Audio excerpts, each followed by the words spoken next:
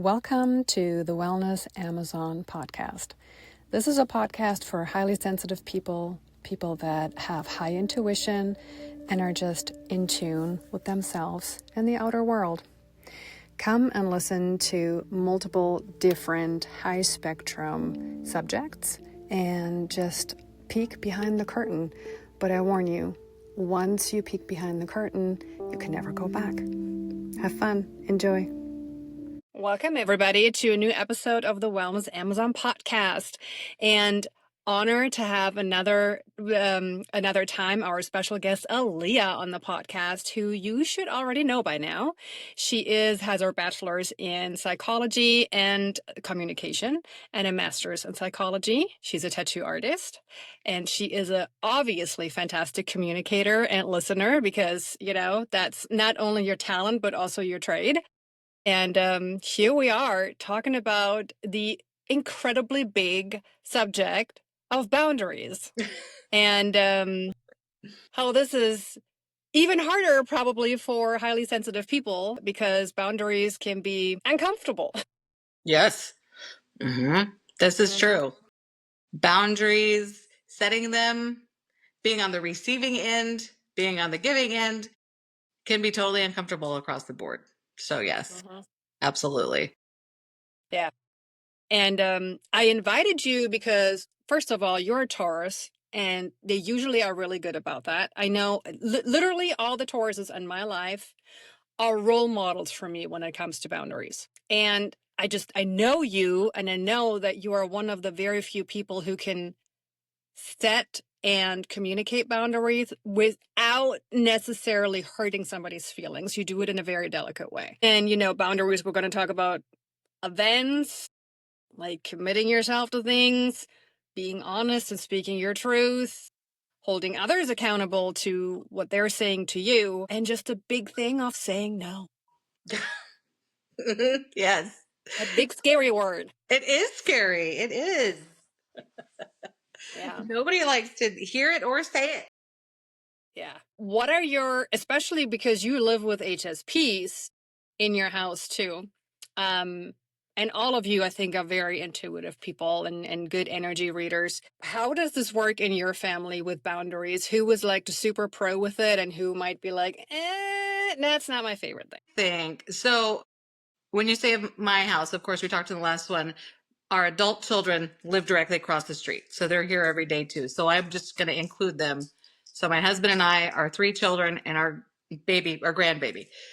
But of that group, I think the one who has no problem saying his boundaries and being like, meh, is got to be our adult son. He's like, if you ask somebody or anybody, do you want to go do this? And they're like, if they don't really want to, but they're kind of like, maybe, I don't know. And he's like, no. Now, he's an Aries, so, I mean, it makes sense. But yeah, and he's just like, yeah, no, I don't want to do that. He's very blunt with the boundaries. And I think I'm kind of a step back from that where I try to deliver them a little bit nicer. Not that he's not nice, but he's just like, no, I don't want to do that. Or I don't like that, or that was gross, or whatever the case may be. My husband, who you all met, is, former law enforcement, former Marine Corps, but he's also a Libra. And for those that understand that, it means he's about this balance. So he's very like, oh, well, with us, with the family. Setting boundaries at work or outside the house for him is very different than setting boundaries with family, which I think it is for everybody. Yep. Setting boundaries with family can be difficult or just a different experience than setting boundaries with anybody outside of your house. Yep. Good and bad.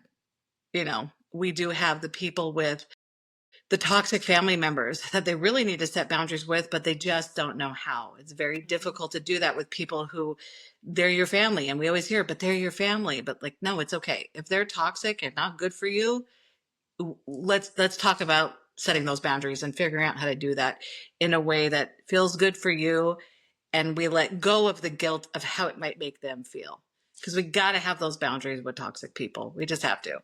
So I think when we're talking about boundaries with family, it's such a huge range from from healthy and good to, oh no, that's real toxic, to everything in the middle.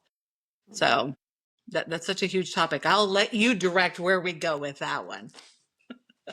Well, I think you hit the core problem right on the head when you said that feeling responsible for the other person's emotion. Like I put that in motion inside of you now because I disappointed you, or I said no, or I hurt your feelings. You know, if it's someone you don't necessarily have to deal with on a daily basis, that might be a little different. But like family, it's like, well, I'm going to see this person again, you Mm-hmm. know, and now Mm-hmm. they don't like me because I said no. So what am I going to do? And it's yeah, taking that on, that burden almost of how I made you feel is now more important than whatever you're asking me about is going to make me feel. Yeah, absolutely. And we all struggle with that probably daily, or at least regularly, with the people in our lives, whether it's the people in our families who we live with, or the people we work with, or whatever it is. Like when you know it's people that you're going to be interacting with on a regular basis, there's that gray area that gets real mushy in there where we're like, all right, how do I set boundaries that are respectful for me in a way that is respectful for the other person? But then you also got to take into account, are they being respectful to me when they're asking whatever it is of me? Maybe it's just, hey, do you want to go to this movie and you don't really want to go? Or maybe it's asking you to do something you're very uncomfortable with doing.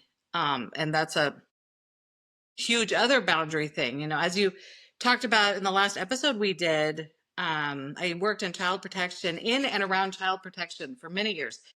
And so having those boundaries with family members can be an absolute safety issue, teaching our children those boundaries. And I know that that branches off into a whole nother topic, but talking about boundaries with family, it's a daily thing. I think that we all have to continuously work on to learn how to set them, to learn what feels right for us, to learn how to state those boundaries, and to figure out where is healthy for me, where is safe for me and other people.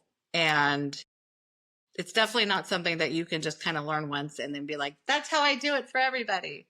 It doesn't work that way. Yeah. Well, and the flip side of that, as an HSP, I can tell you right now, and you know, I'm a Pisces, so I'm like super on the very sensitive side. Everything's like, I feel everything. But when I have someone who is really good with boundaries, and usually, yep, the Aries, the Taurus is right. Is it always easy? No, but I actually like that more because it takes my overthinking away. Ah, Because yeah. now I know, like with your son, I would never have to think like, does he really like this? Or is he maybe lying to make me feel better? Does he really want to go there with me? Or stuff like that. I would never have to do that because I know he would say no if he didn't want to do it, or if he doesn't like the taste of the food I cook, whatever it is, right? That I think that over politeness sometimes, which I do that, it's actually hurtful for a relationship. Mm-hmm. Mm-hmm. Because, but again, that's coming from somebody who overthinks about these things. But once Right. I get to know you and I know you're like a dead honest person, that falls away. And that is such a relief. Yeah. Yeah, that's a really good point. When you get to know someone and you're like, oh, yeah, no, they'll tell me. They'll tell Mm-hmm. me what they think or what the truth is, and then you can just move on. You're not stuck in that pattern of Yeah. thinking about it. Yeah, that's a really good point. We have such a mix in our household. I'm a Taurus. Our adult son is an Aries. My husband's a Libra. My adult daughter is a Pisces. And then, of course, our youngest is our whirlwind. He's an Aquarius. And so it's learning to kind of balance these different personalities just in our house, is still an ongoing thing. And we've been family for many years.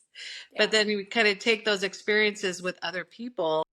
And for me, okay, let me back up a little bit. You talked about in your first episode about how there's a lot of times people who are very extroverted as children over time may become less so and become more introverted.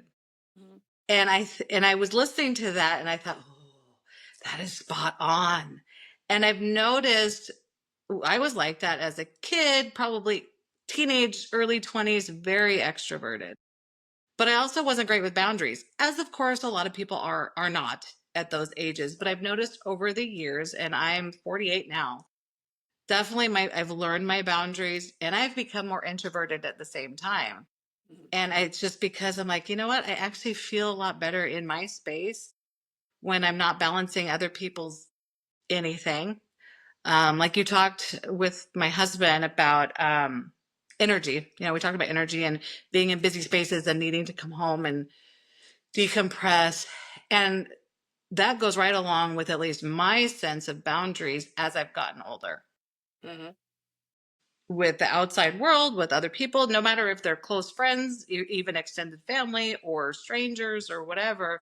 Like I've got to be in my space and like, because it's easier for me at least to have those boundaries when I'm at home and to be like, no, no, I'm not leaving. Yeah. I'm not going to that. No, I can't, or we have stuff going on, or whatever. Like I don't lie about it if I can't do something, or if I just don't want to, I just don't have it in me to do it. And then no, Yeah. if it's somebody I really like and want to spend time with, we'll figure out some other time to do something. But I'm no longer at the point of like, yes, I want to do that. Yes, I want to do that. Yes, I want to do that, to hang out with all my friends who I really like. But at the same time, I'm like, no, I just can't right now. I need to be in my Mhm. space. I need to be in my cool purple room here, in my space with all my stuff. Mhm. Very Taurus, very Taurus. I got my stuff, my treasures. Mhm. Anyways, Yeah. I digress. No, this is so great because I think we need to maybe a little bit later also talk about how when people change, so somebody who has, not that, I don't even want to say somebody who has zero boundaries because that doesn't exist. Everybody has them. They just don't uphold them. They don't communicate them. They just pass right over. And when somebody learns how to be more assertive, that is going to be so hard for their surroundings. There was a core event in my life. I had a friend, a Taurus. Mm-hmm. Wasn't you, it was somebody else. And she's like, I want you to come over. And it's a 40-minute drive. And the German in me, I'm always early. So Mm-hmm. I'm halfway there. And she texts me and says, "Oh, never mind. I don't want to meet today. I'm tired. I'm going to bed." And I thought, what? Excuse me? I was so mad. But at the flip side, I was so impressed too. I was like, kudos to you. Kudos to you. You just do not care. You put yourself first so much.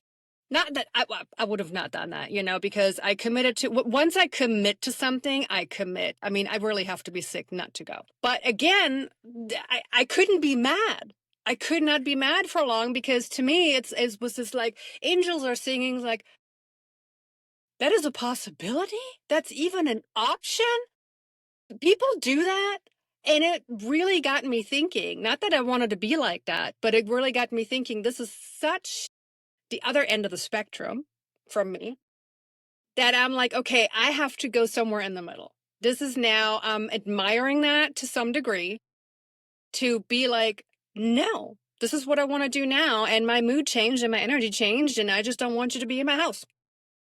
And I thought, okay, she probably didn't think about how long the drive was and that I probably am already there, But now, fast forward, I have lunch with a coworker at a beautiful cafe. My coworker is vegan. No problem. I found this gorgeous cafe that serves vegan and keto. I was like, how do you do that? But they pull this off, and it's all organic and it's beautiful. And she's vegan. I can't be vegan because I have too many food allergies. But the keto menu, it's all gluten free. There's eggs, there's some whatever stuff, and I'm like, oh yeah, breakfast food, sure. And I asked her, I said, "Are you okay with people eating meat in front of you?" And she was like, "It's not my favorite, but it's fine. I mean, I get it that not everybody can be vegan." Mm-hmm. I have a wheat allergy, y'all. I have a wheat allergy. Okay, so I should be now really taking care of myself in that situation. I freaking ordered an avocado toast on sourdough bread because in that moment of ordering, she was right next to me. I was so like, I cannot order eggs. I cannot order eggs. How stupid. Where I'm like, okay, boundaries do not exist, Melina, for you. You need to really work on that. It was just the stupidest thing. So those are my two core situations where the universe is like, but we want it to be in the middle. Yeah. Well, those are fascinating situations because the first one you talked about, I'd have been like, really? Like, I don't know if I'd call that boundaries or that's rude. You got me coming, you got me going over here, and all of a sudden you changed your mind. Like, crossing you off my list of people that I'm going to be visiting all the time. I'm saying that one. And the other one, your avocado toast, was it at least gluten free? No, Can sourdough be gluten free? I don't know.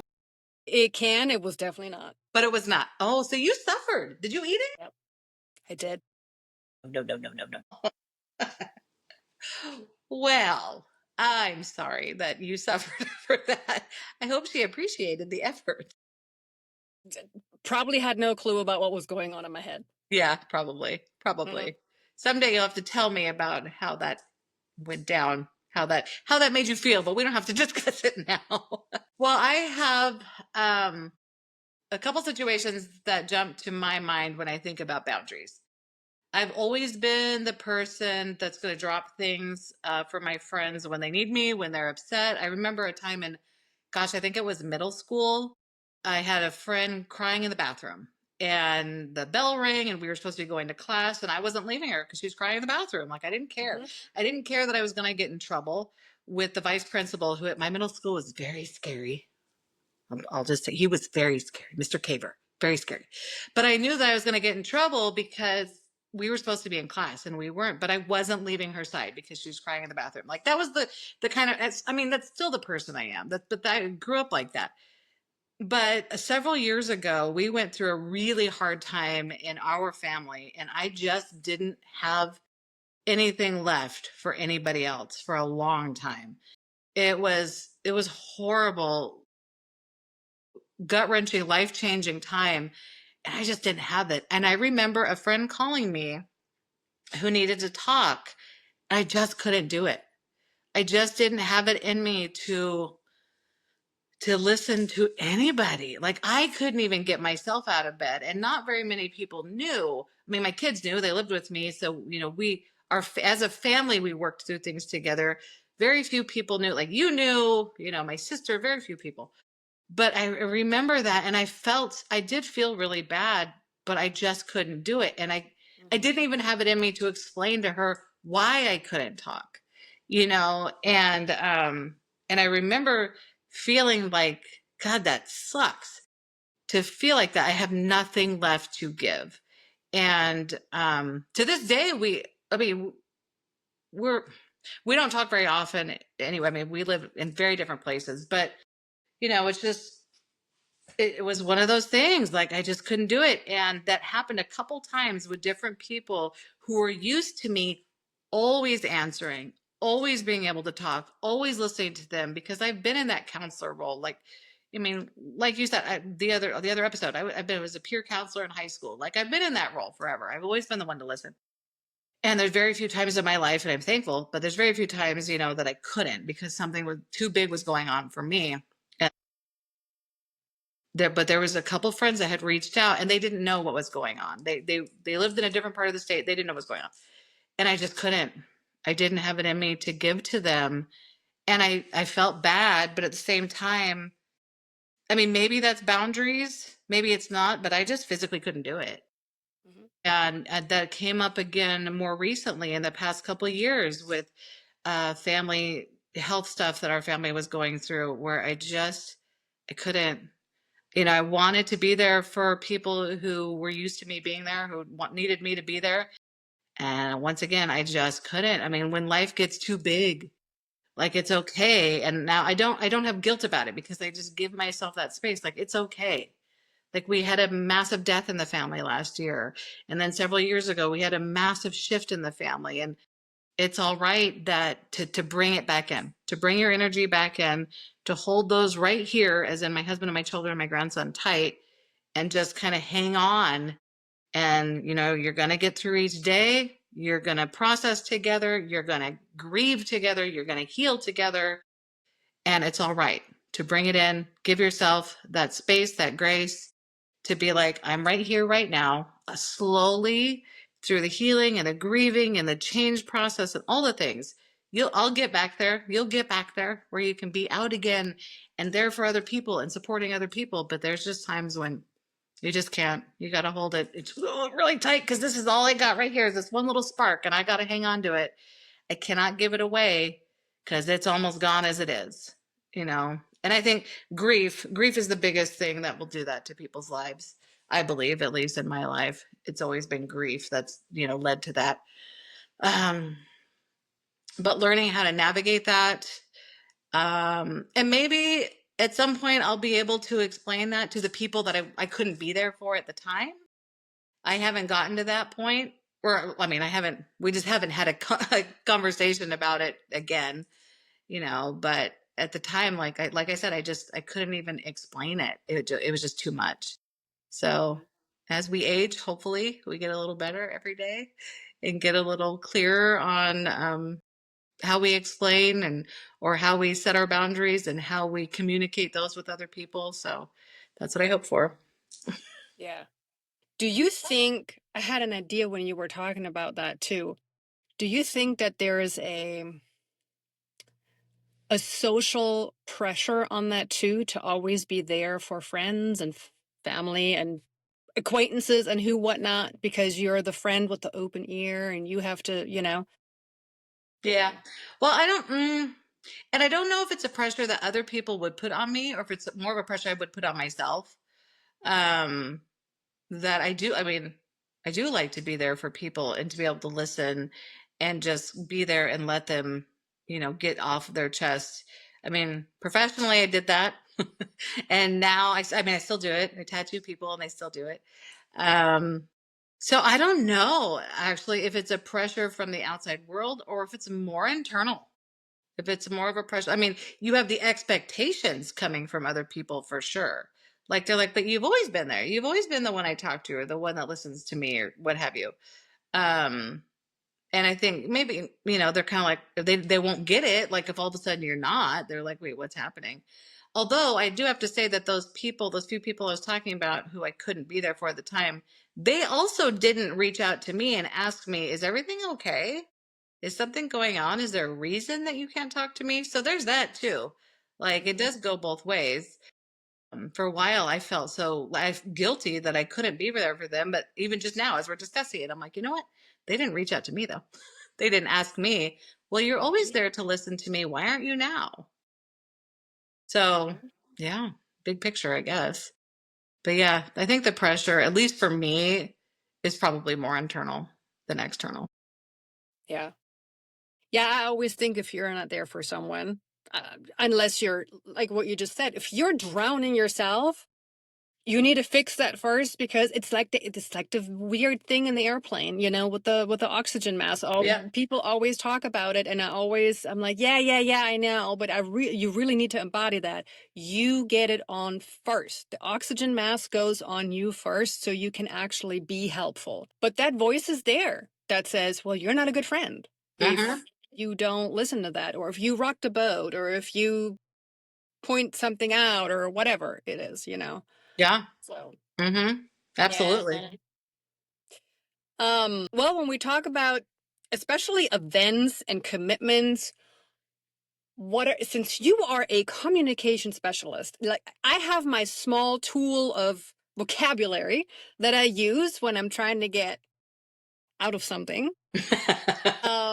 And it depends too if it's an invitation that gets sent to me and I can take my time with replying, or if it's right in the moment where I'm just flabbergasted. I'm like, wait, what? What? Oh, tomorrow? What? Mm-hmm. What are your tips and tricks to either buy yourself more time, or really you really don't want to go to this thing, to nicely go around it. Well, as far as the buy myself more time, that one's easy. That one's let me check my calendar and let me talk to Mark. Because Mark is usually at work. So it's like, I'm going to talk to him when he gets home or when he's available. And so that'll buy me enough time, if I really need to think about it and honestly check my calendar and check. It's for scheduling with me, as you know, it's usually checking my calendar, my husband's calendar, my son's calendar, my daughter's calendar, because I watch my grandson and then all, getting all these things to work together. But if it's something that I really don't want to do, I will just say no. I'll just say no. Sometimes it's just like that.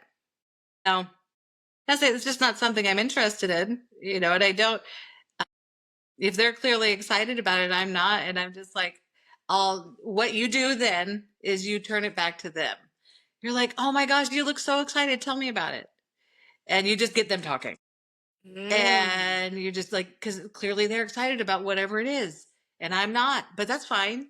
Like, you just tell me about it. And then we'll just talk about it. And I'll be like, oh, have so much fun. I can't wait to hear about it.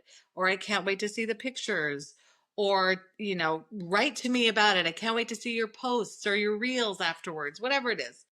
I try to honor their excitement and honor the fact that they invited me.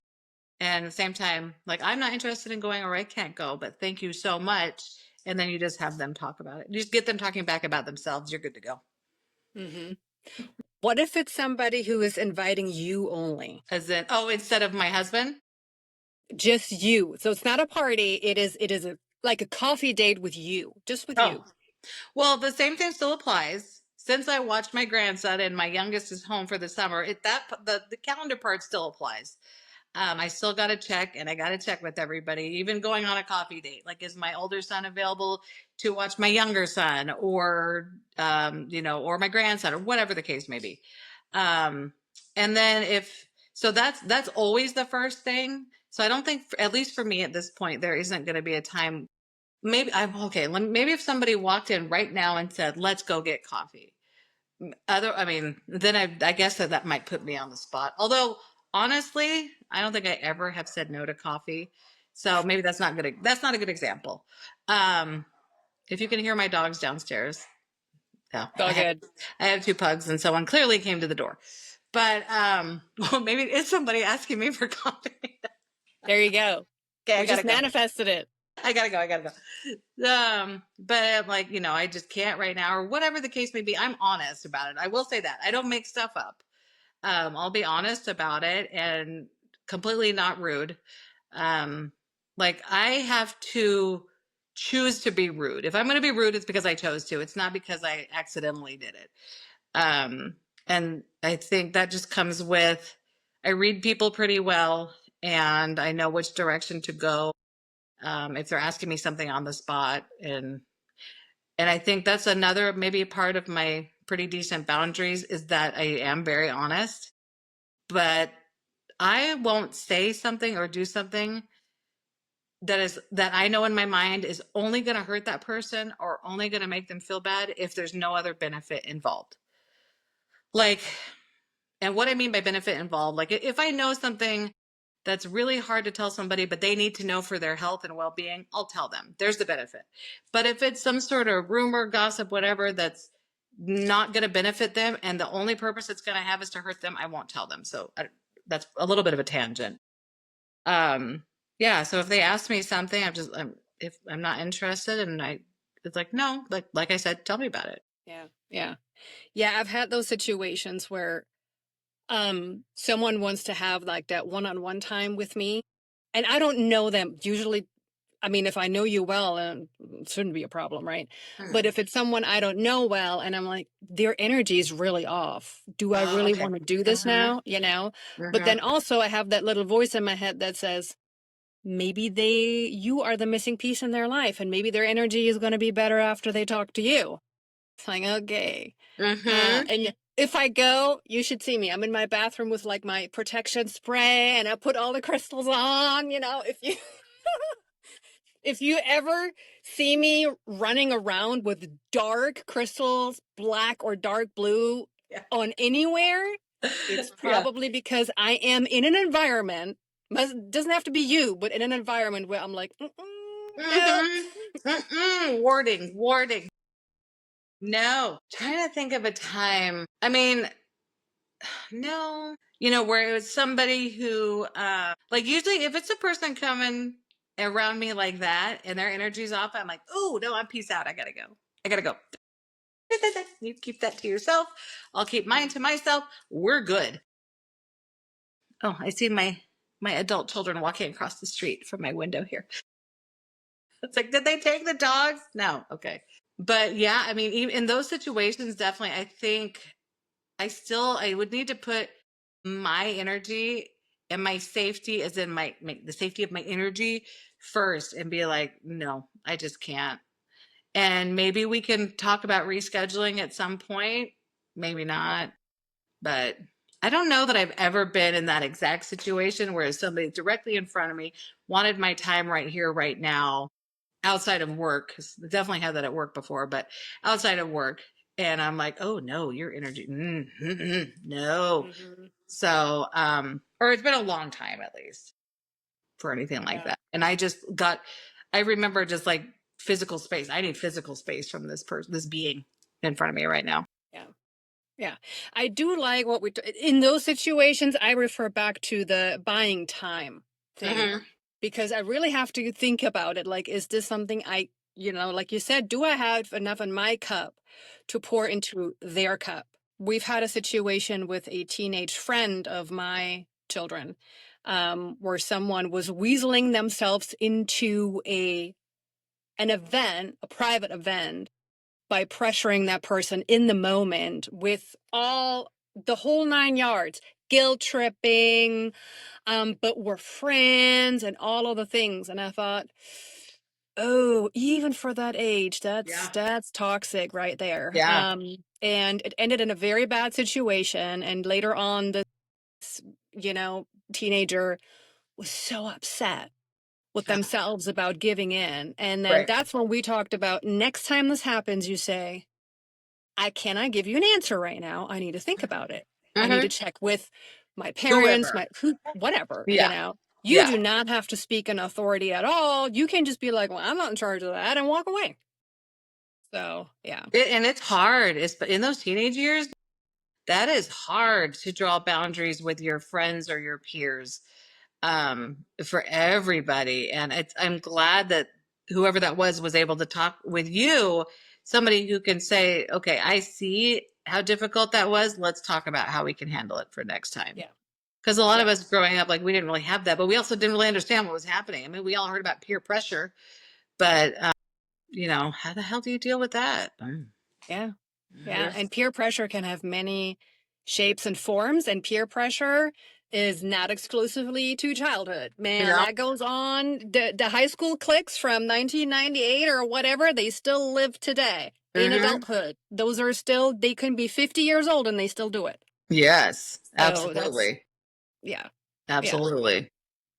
What I always tell people too is, and I think I mentioned that in one of the episodes too, for me as an HSP, the only thing I have learned is commitment scheduling and commitment. I have a threshold. I literally look at my calendar and I will have one event a day. And when I say event, I'm not talking about a lavish party. I'm talking about the fridge repair guy is coming tomorrow. That's my event. That's an event. I can't go out with you to lunch before he comes over because my brain is already at the fridge repair guy because he's going to be in my space. And no. Yeah. Yep. Dental appointment. There will be nothing scheduled for the same day that is any kind of outing, unless it's on the way and it's an errand or something. You know what I mean? I don't do social interactions twice a day. Yeah.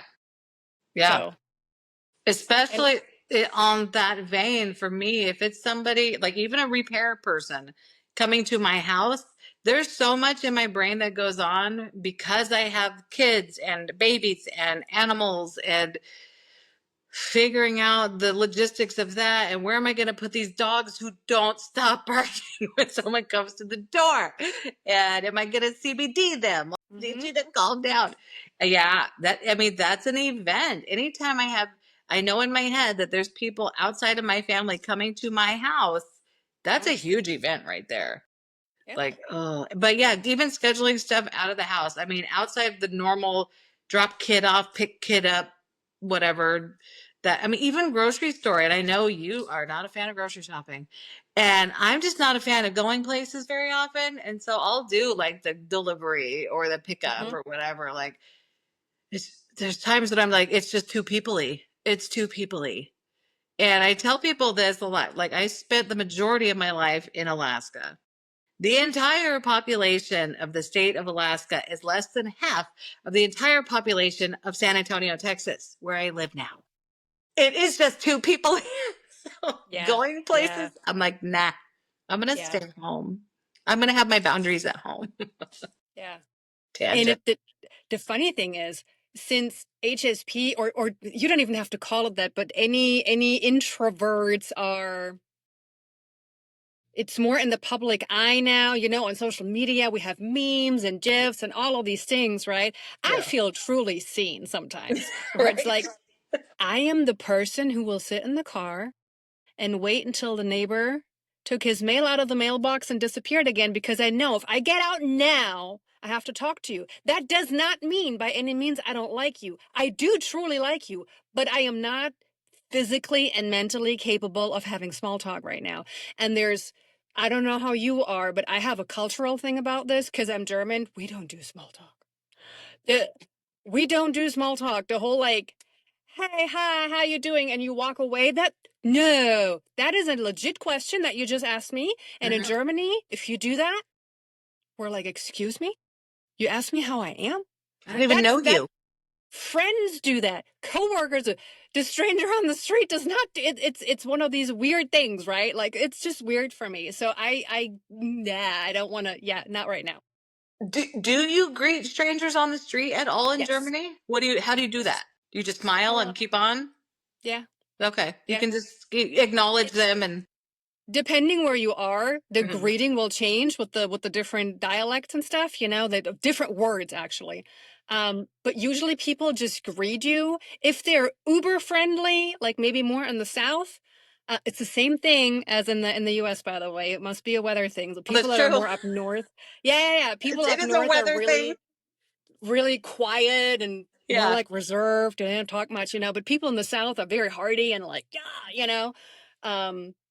They might, if they're, I don't know, standing in line, they might have a quick, more like a comment, not a full-blown small talk conversation. Okay.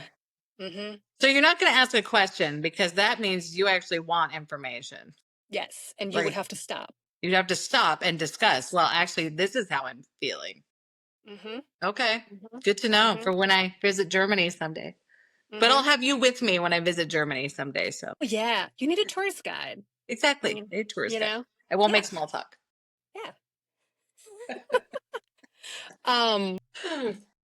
But yeah, it's just sometimes, like you said, it's your threshold on what you can do and what you cannot do. And that goes with, you know, speaking your truth about, like what you said with your oldest son. He's going to be very upfront and honest with you. The funny thing is, I have that with my husband, but I truly think that he's the only person I have that with. Where you can say it to him? Yes. So if he gives me a gift and I don't like it, I will tell him. I don't think that there is anyone else that I would do that to. And I don't say it in a mean way. I will usually, I think my first sentence is usually, do you still have the receipt? He knows.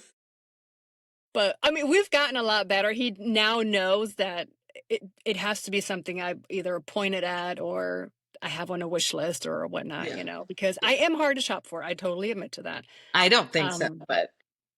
Well, Yeah. I know what you like. But we have in some things very similar tastes. So it's hard when, especially when, again, I'm coming from a culture where people are very blunt about even things they haven't been asked about, and I don't like this. I like the way it is better in America, even though it gets my overthinking going. Like, when you go shopping here, you will have a clerk on your heels immediately when you go into a store, usually when it's clothing or boutique or something. May I help you? Oh, that looks fabulous on you, blah, blah, blah, right? And you're like, does it really? Or are you trying to sell it to me? But I have rather have that than going to a store and asking a question and getting yelled at for asking a question because nobody wants to talk to you.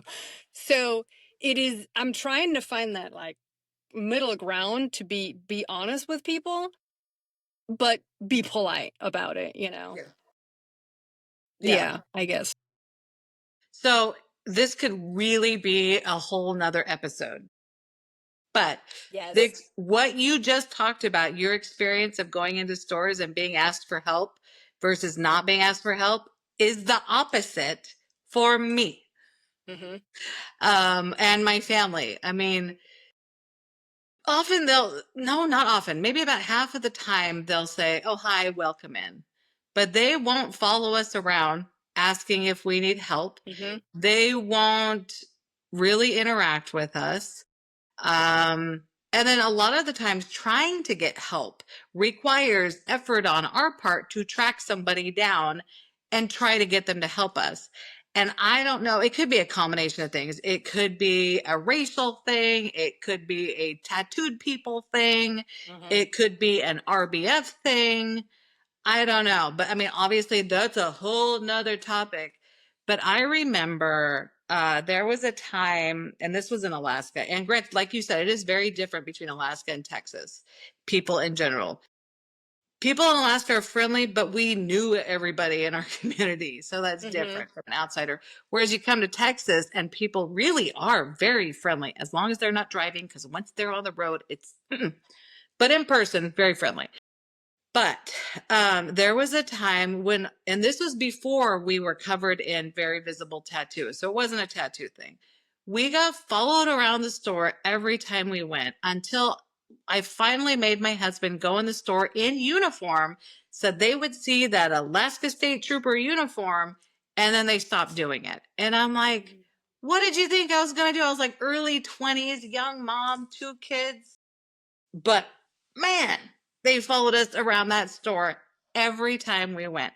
And that's not like a one-off for us. Yeah. That happens a lot. To this day, we're just used to it. We're used to people not being overly friendly when we go. It doesn't matter what the store is, unless we go into some of the fun little witchy shops. That's different. But like department stores and stuff. So, like I said, whole other topic. But yeah, your experience. I'm like, really? They do that? I thought they only did that in the movies. No, but okay. To clarify, my very first store experience in the USA was me visiting my best friend in New York City. Okay. We're in Manhattan, close to Times Square, and I think it was either a Loft or a Banana Republic, some of those little bit more upbeat, fancy clothing stores, right? Mhm. I mean, I had her on my heels the entire time. She even went all the way to the dressing room and waited for me to come out and look at myself in the mirror to comment on the skirt and the blouse and whatnot. I was like, this is weird. And my friend's like, oh yeah, just ignore them. What is happening, It's supposed to only be in the movies or on TV shows. Yeah. Yeah. And then, you know, flipping it, my husband and I are going to a German grocery store and he can't find something. And I'm asking, and the lady is saying something. I mean, he doesn't understand it. And he goes, was she rude? That sounded like, in her face, I'm like, oh yeah. She told me, well, did you look in aisle 4 where the sign is? And I was like, but also she probably has a valid point, and she probably gets these questions a lot, and people are not looking. This has changed over the years, by the way. Over the last 16 years, they're catching on a little bit with like customer service. Okay. But, or like when you go to a restaurant, you will not have a waiter come to your table unless you wave them over. They will not ask you, well, we don't do free refills, right? But they will not ask you if you need more water. They will not ask you if you need anything. They will not ask you, is the food good? No, they serve you and then goodbye, unless you want the check. Okay. And here it's this, they always ask me when I have my mouth Oh full yeah. too. Like Yep. I'm trying to chew. How is everything on? Uh-huh. You know, like go away. It's just so weird. They purposely ask you when you have food in your mouth. You can't complain. That's true. That's You're true. I like, can tell you. Mm-hmm. No. Yeah.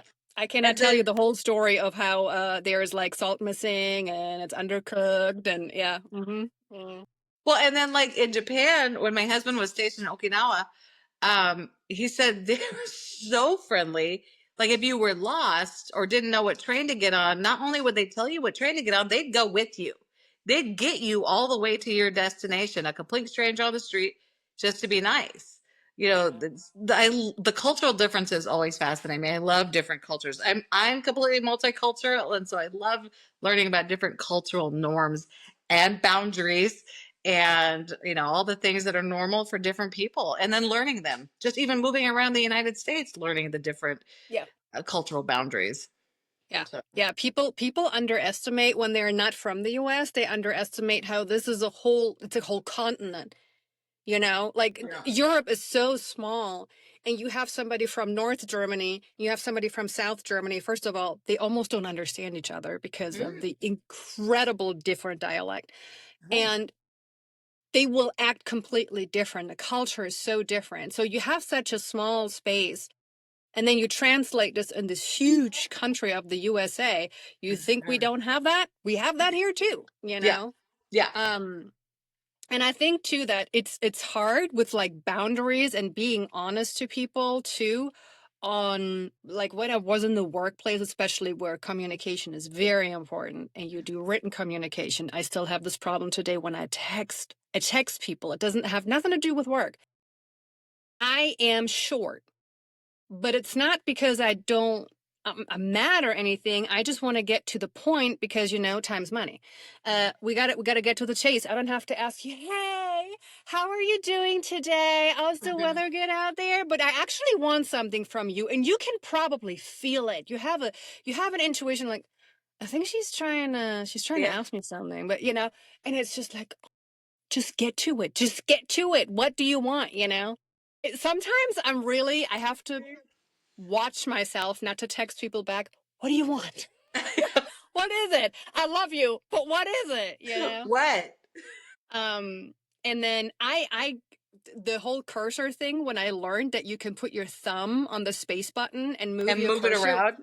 was the best thing of my life, because I type something and then I'm like, oh wait, go all the way back there in the beginning. Hey, how are you doing? I hope the kid, blah, blah, blah, because I know your text that you just did sounds very short and kind of mean. Put a little bit of fluff in it.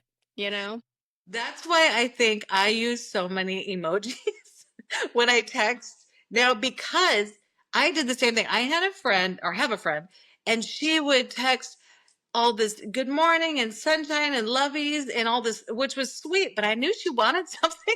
And so I would text back like just very like yes or no, or what's up, or yes, like, and apparently for a while she thought I was mad at her. And I did the same thing. I'm very I'm like, I just get it out there. I don't need to start with all the fluffy, because to me, I assume you already know I love you. You already know I hope you have a fantastic day and that I think you're beautiful. So let's cut to the chase. Hey, blah, blah, blah. And so I started using emojis to try to soften that, because I'm like, wait, I don't need all the precursor stuff because we know each other better than that. Like, can't we just, I might not have texted you in 3 days, but can't we just jump to the topic at hand? And so that's just another thing, learning about other people and even the people that are close in your life, learning how they receive the information you're communicating to them. Yeah, absolutely. And sometimes you have to, I explain myself sometimes and I apologize for it. I'm like, look, this is not mean or anything. But the funny thing is, before we started this, God, sometimes I have to think about how old my children are. I apologize. My 14-year-old walks out and I said, I'm going to do podcast. And she's asking about, oh, Miss Alia. She's all excited because she loves you. And she's asking about what? And I tell her, well, we're talking about boundaries. And I said, do you got anything that I can use? Do you got any ideas? And she goes, oh, boundaries are really hard. And this is my Aquarius, you know. Yeah. Yes. I have a Scorpio. Yes. No problem with boundaries. No problem with boundaries. Yeah. Yeah. But the Aquarius is very in tune on how she makes other people feel. And she said, well, boundaries are hard for me because one, I feel guilty that I maybe make somebody feel bad. And she said, interestingly, two, she said, I'm scared that they won't like me as much, which in that age also means there's going to be gossip about you if you're Yep. mean or somebody perceives you as mean, you know. Yep. So I think it's guilt, it's how do I make you feel, and I take the responsibility on for that. Yep. Even though, and I know that saying always goes, you're not responsible for how other people perceive what you say. Yeah. And I always think like, yeah, but really, you know. And then that being scared of how you are going to be perceived as a person, right? You're now, not that they don't like you anymore, but now they think you are mean or you're a bad person and you're not a good-hearted person or whatever. Which that's a little bit of maybe an ego thing. And the other thing is more of an empathetic burden almost. Yeah. You know. Especially at that age. And that for her to be able to articulate that is huge. At 14, a lot of people can't articulate that, in their 40s and 50s. And I remember those days. And I now, about, I don't know, 10, 15 years ago, maybe, is when I started using the mantra, other people's opinions of me are none of my business. And because it can be overwhelming, as you know, if you're worried about everybody else and how they perceived what I said, what I did, what I looked like, what I didn't look like, all those things, it is too much. And I finally realized, like, well, it just, like Heidi was talking about on your podcast with Heidi about, oh, now I thought of Heidi and I lost my train of thought. Heidi, let's see, we're talking about, worrying about what other people are thinking about me, and I'm overthinking all the overthinking stuff, right? And I started letting that go. I'm like, their opinions of me are none of my business. If they want to spread rumors or whatever they're going to do, they're going to do it anyways, whether I stress about it or not. If it affects my actual business, then I'll deal with it the best I can. The people that know me know better. Like, it's too much to carry the burden of worrying about what other people might be thinking about you. Oftentimes they're not, because everyone's worried about what's going on in their own heads. But I just had to let it go. And I'm like, nah, not everyone's going to like what I do, what I make, what I say. And that's okay. I don't need to know about it. Now, if they want to make their opinion my business, as in come to me and say it to me, then cool. We'll deal with it that way, however that plays out. But I had to let it go. Like, other people's opinions of me are none of my business. And that was in every aspect of life. I mean, with people that didn't like me or whatever. I mean, it's too much. It's too much of a burden to hang on to when you're trying to live your life and grow and be better and learn new things every day. It is way too much to burden yourself worrying about everybody else's thoughts about you. Yeah. But like that was just in the last, maybe 10, 15 years that I even started that process of teaching that to myself. So here we are now. I'll be 50 in a couple years, and by then I'll be even better at it. It does change with age. I do Yeah. have to say it does really. I had to rephrase it And sometimes that's great, by the way. If some saying or whatnot is not resonating you like with me, where I'm like, yeah, but still kind of responsible for what I'm saying and how I say it and all that stuff. And then when it came to the overthinking part, I thought, okay, why does this trigger me? Why am I constantly overthinking this? Is it really how they perceive me? And it came to the point that I thought I was too much. I was too loud. I am too fill in the blank. Uh-huh. And then I thought, no, I am enough. Uh-huh. I am how I am. Yep. And the people that are meant for me are coming to me. I attract Yep. them. They're there, And then the next question was, and that is, my husband keeps saying that, so I just adopted it. Is it important? Yeah. It's just the stupid words about just a small little tiny sentence. Is it important? Yeah. And most of the time, it's not. Is it going to affect us right here, right now? Are we going to lose our house? Are we going to not be able to eat? Whatever the case may be. It's like, it's just not. It's not worth the effort and the energy to put in to worrying about it. And that doesn't mean it's easy to not worry about it. But like Mhm. you said, you reframe in your mind, reframe the question, reframe the statement that you're saying to yourself. Mhm. Um, don't do the negative self-talk. Don't call yourself names in your head. Don't put yourself down. Because why? Why would you? If you're worried about everybody else doing it, then you for sure shouldn't be doing it. Someone's got to be on your side. Yeah. Yeah. And that negative self talk has way worse consequences than we think. We think it's just Mhm. thoughts. It is not. They manifest in your body. Yeah. Yeah. Yep. Absolutely. Yeah. I remember when I was going through the really hard times I referenced a while ago, there'll be times I would look in the mirror and for one, sometimes it's even hard to make eye contact with yourself in the mirror when you're going through difficult times. But I would make myself do it and then I would make myself smile at myself. And even that tiny act took a lot of energy, but it made a difference. And that was getting through the hard times. And just those small baby steps where you start to reset your mind. You and Heidi had talked about resetting when you get in situations where you're Mm. paralyzed. Just something little that you can do physically, no matter what physical ability you have, to smile, to look at yourself and smile, to look at a reflection and smile. Or I would think about the people. I've lost a lot of people in my life, hence the grief over the years. And I would think about them and what would they tell me right now? And they Mhm. would tell me to smile. And they would tell me, no, people tell you you look like me and you think I'm beautiful. So of course you're beautiful. It's just those different things Yeah. that you can manifest in your head to work through those hard situations. Yeah. I'm watching my daughter and my grandson across the street right now. I'm like, where are they going? I'm stalking my family. Ah, that's hilarious. You got the perfect spot there. Exactly, I do.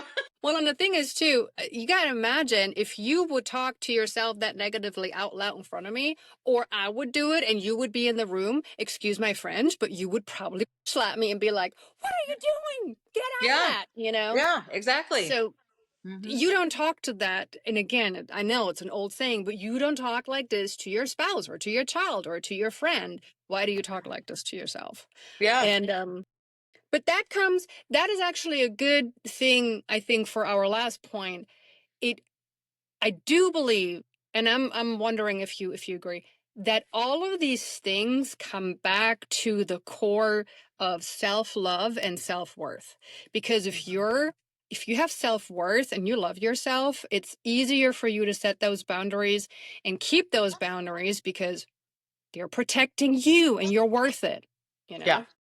Yeah, absolutely. And on that same note, for the people that aren't feeling that way about themselves, it's those small steps that you can start taking to get to that point when you slowly and finally become your biggest cheerleader. Is stop and smile at yourself. Stop the negative self-talk and change the word. Just make that time. Just stop for a second, do a deep breath, close your eyes, center yourself. These are all things anybody of any ability can do. And because I know people are like, oh, well, I don't have self-love, so I'll never get there. Well, yes, you can. Yes, you can. It just start with those little things and you're going to be shocked. It makes a difference.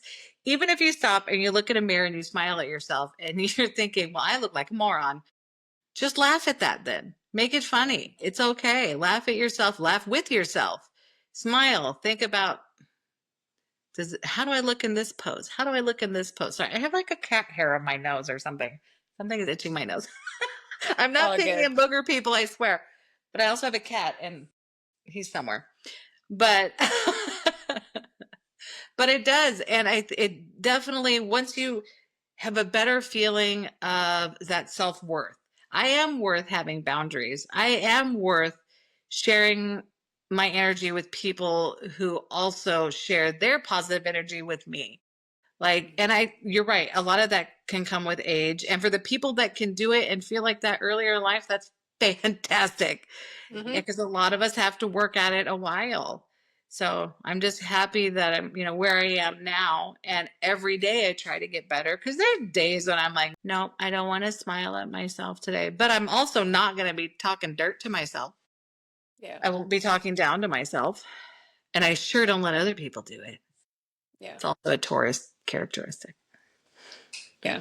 I agree with that. And the benefit of going in baby steps too is it's not just easier for you, it's easier for your surroundings too, because if you have been a people pleaser for, I don't know, 30 years and out of a sudden you decide to hold up those boundaries, people around you are going to be like, what is wrong with you? What are you, why? Excuse me? You said what? You said no? You've Yeah. never said no. Why are you saying no? Yeah. It's hard. It's hard for the people. It's not that I'm not condemning it, but it's Right. hard. Well, it's also hard to maintain. Mm-hmm. That'd be very difficult to make. You'd probably end up backsliding right back into it because that's difficult. Well, I mean, just like with everything in life, right? You try to do it too fast and it doesn't work out, kind of thing. It's the same with this. If you've not really shared your boundaries before and all of a sudden you're going to share every single one of them left and right, not only is your entire circle of people going to freak out and your environment going to freak out, but it's going to be really hard to maintain. So definitely baby steps. I like the baby step of giving yourself time. Don't answer right away on an invite. Um, do something. Either I got to check my calendar or I need to go home and look at this or whatever the situation is in your life. Give yourself time to think about it. And then, then you can think about how you want to get out of it if you're not comfortable with just saying no, which is fine. Um, or whatever it is that you want to do, or reach out to Melina and I, and we can help you come up with a way to Yes. get on out of something you don't want to do. I'm very happy to do that. Mm-hmm. So, yeah, Yeah. I And think that's a good way to start. if you do that and you have people in your life who applaud you and are proud of you and say that, like, good for you. I'm proud of you for saying no. Oh, those are the keepers. Just keep them. Mm-hmm. Mm-hmm. Keep them and then discuss with them what you're doing so that they can also help you. Keep that up. I think I always tell everybody like communication, communication, communication. It's the key to everything. When you're watching a show and there's a breakdown, it's always because they weren't talking. They weren't Yep. communicating, right? Always. Yep. So that open communication, you have those people that are like, hey, this is different, but I like it. Good for you. Tell them what you're doing. Talk to them. See how they do it. Keep that communication open. Mm-hmm. Yeah. There is a book I can recommend, and it's very small. It's very small. And I might have to mute this out and put it in the show notes because it's a bad word. Oh, Um, and oh we I keep like this that. we keep this somewhat PG-13 here. But there's a whole series of and then fill in the blank. So Mhm. your brain, your boundaries, your whatever. It's a whole series. And I have the your boundaries one. It's Mhm. green, by the way. Mm. And you can buy a workbook for it too. So you can buy them in a set. Mind blowing. Mind blowing. It's all those really good, challenging questions in there about, scenarios where you do something and then well, why did you think that you had to do that? And what was the consequence of, stuff like this? And your brain starts going in all different directions. And you're like, I was reading this book and thinking back to times where I had no boundaries, like when we first moved to Alaska, I mean, it was very young. And I thought, wow, you were off the rocker here, Melina. I mean, you really you let other people walk all over you. Um, but that helped me see that. And then from that point of clarity and Mm-hmm. kind of like looking from the outside in, I was able to change things. Mm-hmm. So yeah, But then, yeah, I mean, I could see that because you're brand new in a brand new marriage in a brand new country, in a around your new husband's family, where he knows everybody, you know nobody. I could see that. Like that's the survival mechanism. Like I gotta fit in some. I gotta make this work for me somehow because I don't know anything, anybody, I don't even know how to get home. Like how would I get back from here? So I could see that absolutely. yeah, yeah. Yep. I Many think times. for me, on the flip side of everything we've been talking about, um, I don't, I feel like I'm pretty good with my own boundaries. What I've been working on myself the past, I don't know, couple years is my response to other people's boundaries. Because I'm usually the one, I'm very open. I drop things for other people. I help them. I love the people that I love so incredibly much that I want to be everything for them that I can be. And when that's not reciprocated, that's what I'm working on within myself. Yeah. Knowing that not everybody loves like I love, not everybody views their relationships or their roles in relationships the same way I do. Not everybody has the same sense of loyalty that I do or the same sense of wanting to take care of, people what I do. And so that's what I'm learning is other people's boundaries and other people's just, their view of the world is different than mine. So how does that interact with when I interact with them, how does that make me feel? And then processing my own feelings about whatever the situation was. Mm, So yeah. mm. Yeah, that reminds me a little bit of love languages too, Yeah. where Yeah. the way you give and sacrifice and your attention to someone, and you don't feel like they give it back to you, but they want to give it back to you in a different way. But that's hard as a friend to give back. Like maybe it's, I don't know, hugging or whatever, Yeah. Yeah. Because I've had that too, where I thought, this friend is not doing anything for me, and they need like my skills or whatever. But then I thought about, they don't they don't have what I have. They cannot give that back that way, so it's weird sometimes. But that's like the friend who texts me while I'm halfway there and tells me that that was a hard pill, and again, it was rude, it was a hard pill to swallow. And I'm trying to remember how long we were hanging out after that, but I was then thinking, okay, first of all, I can do that too, and she's probably not going to be mad because she lives more in that world, right? Yeah. Yeah. Um, and then I changed my communication style with her Mm. from Mm-hmm. how we met, and I was like, we're going to meet in the middle at a coffee shop, Mm-hmm. Mm-hmm. So So that way we you're still both, getting coffee one way or another. yep, yep. Stuff like that. But that's a good point, that other people's boundaries sometimes can be, it- Yeah. you know. It's just a whole it's just a whole the other side of the coin is Hmm. how do I because still it always comes down to the only thing I control is myself, right? So I control how I put my own boundaries out there, and now I'm working on processing and controlling and understanding how I feel when other people's boundaries come at me. Yeah. So yeah. Yeah. Learning process. Hmm. It always is. Everything always, like, it doesn't stop. I learned everything I need Uh, to learn. I'm good. No, that day doesn't no, come. The day does not Mm-mm. come. Nope. Mm-mm. Nope. We were just when I did the episode with the jiu-jitsu trainers, he said that too. He's like, you can be a whatever 2000-degree black belt. You're not perfect. You're still learning Yeah. every time you roll with someone. It just doesn't matter, you know. Yeah. It's just yeah. And I guess I just read that we are in a phase where all the planets are changing, but Mm-hmm. like a huge millennial Shift. change, you Yeah. know. And all this awakening is happening and stuff, and I'm like, oh, cool.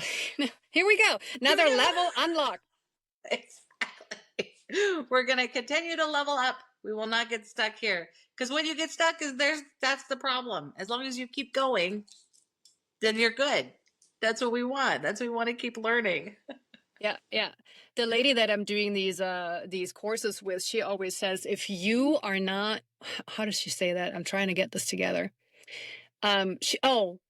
What doesn't grow is dead. Yeah.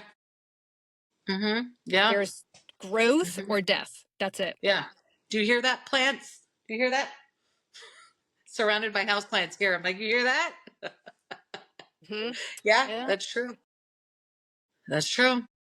So we keep growing, we keep learning every day until our last day on this planet in this life, and we just keep doing what we can. And it's always going to be different, and it's always going to be different people, different circumstances that we meet are going to add to that. So different, experiences we have, and it could be you do the same thing all the time, but there's a different person there that time, or you changed your perspective over something and then you're learning something new. Even a thing you do every week, it could still teach you something new. Yeah, absolutely. It's probably a tangent, but No, but still. it's good to hear again, because sometimes we forget those things. And since we're coming to an end, you are worth having boundaries. You are absolutely worth it to protect your own energy, time, whatever it is. It's worth working on. Yeah, it absolutely is. And the people that are meant to be in your life are going to be fine. I mean, it doesn't mean they're going to be fine with it. They may be like, what? When you start having boundaries, but they're going to stick around. They're going to learn and grow with you. That's the point. Or they're going to get stuck back there and you're going to learn and grow. Mm-hmm. People, Yeah. what is that phrase? People are in our lives for a reason, a season, or a lifetime. I mean, how many people, when you think back, were there literally for a reason or a season, and now they're just not a part of your life anymore? And it might not have been because some huge catastrophic thing happened, but you just changed and you were together while you were learning this, and then you went your separate ways. Or there's the people that you meet, and you're like, yep, you're the one. We're in this for the long haul. Yep, exactly. Looking at you. Exactly. Exactly. Oh, this was so much fun. This was fun, even despite all the technical difficulties we had in the beginning. Nobody has to know about. We did not let that stop us, did we? You Exactly. were you were a warrior today. We're Yep. going to try every technology I have until one of them works. And who knew it would be Yep. my trusty phone? You slayed all the cables today. That's right. You should see the mess down here. Yeah, headphones on the floor and iPads and computers. Yes. It's all good. It's all Yeah. good. It all had a purpose for a second. That's right. Yes, it did. Yes, it did. I don't know what it is yet, but it's kind of perfect. I'm sure it was there. Yep. All right, y'all. Thank you Well, for thank tuning you. in. Thank you for being on the podcast, Alia. Again, it was such a pleasure. This was deep too, and hopefully helpful for a lot of people that have the I same. hope so. Or at least entertaining. Oh yeah, I'm sure. I mean, come on now. Yeah. All right, y'all. Bye. Thank you so much for being here with me today. I hope you enjoyed. You can give it a thumbs up, you can give it a review, you can share it with somebody you think might resonate with this. Have a great day. See you next time.